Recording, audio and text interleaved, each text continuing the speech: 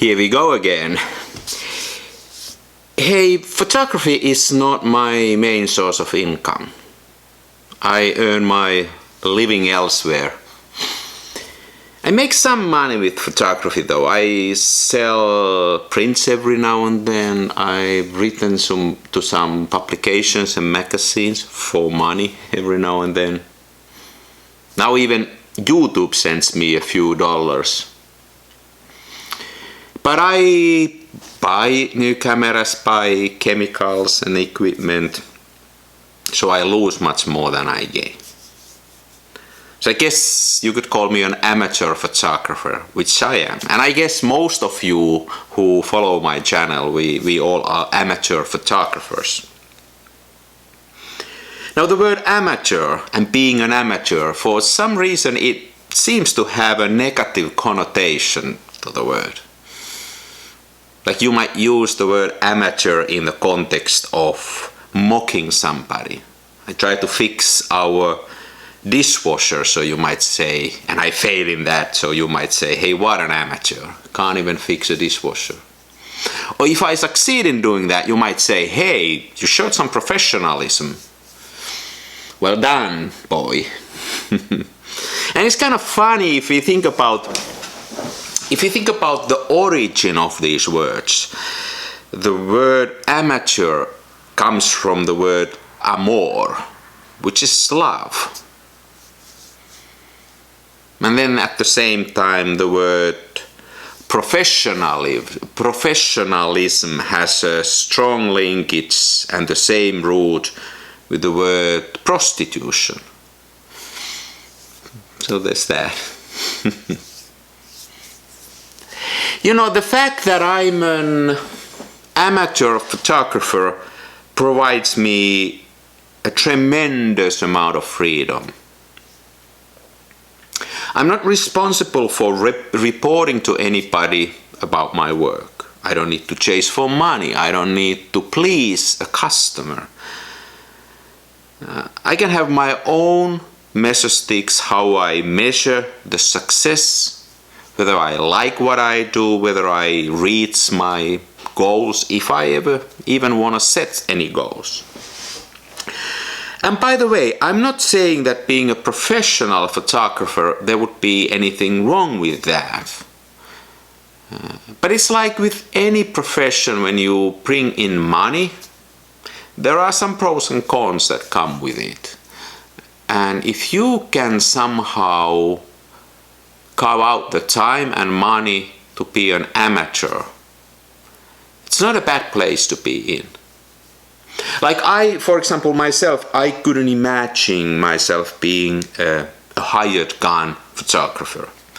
That somebody would call me and say, hey, come and take pictures of my ugly toddler. They probably wouldn't say it that way, but that's what I would think about in most cases.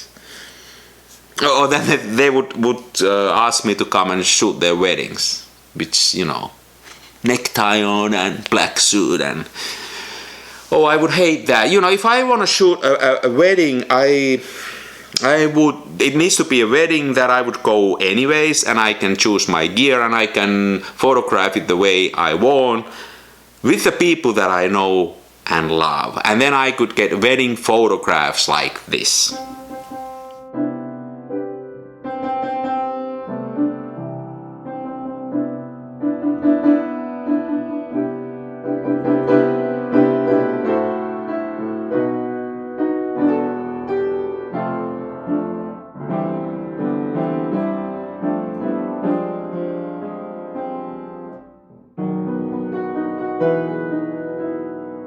I can skip and bypass all those stiff posing pictures and those artificially hilarious I love you pictures.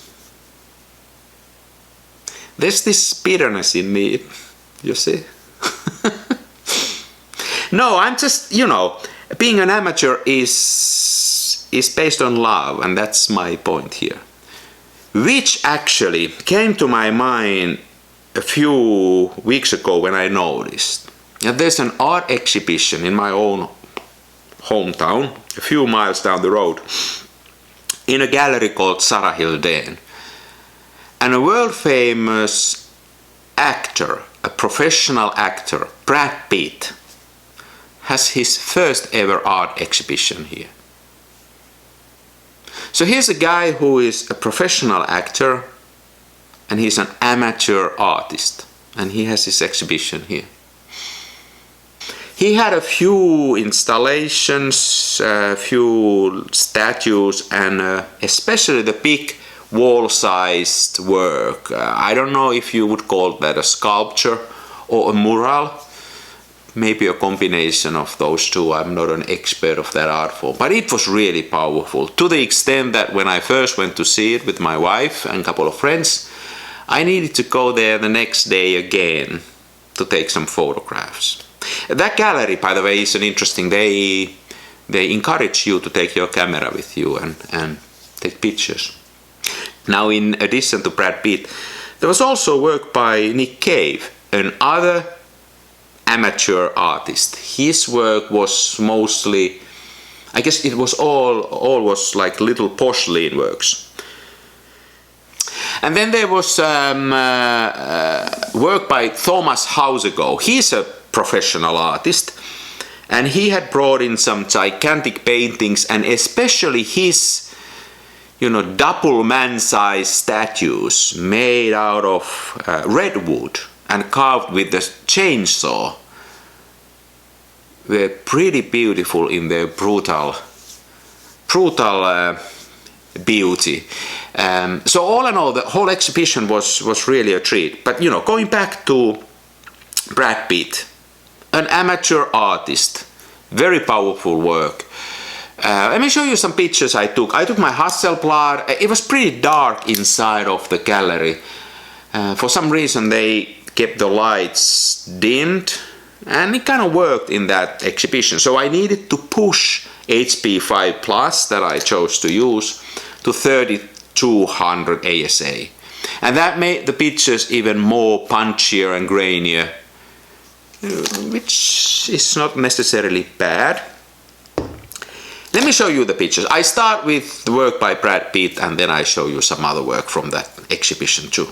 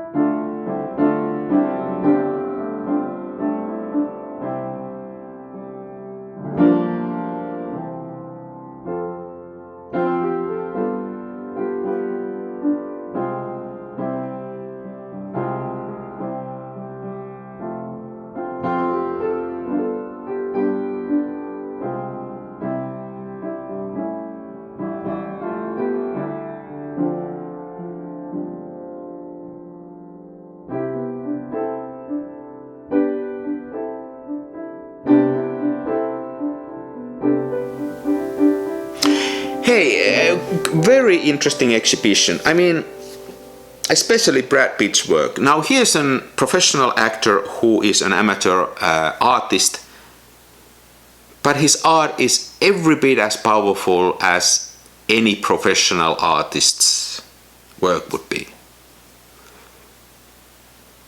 And it really shows the love of amateurism, Brad Pitt's love into his work. I was pretty impressed, and kind of spoke to me on two levels. Both the actual work spoke to me, but also the fact that he has done it a little bit from the same angle I'm doing my photography.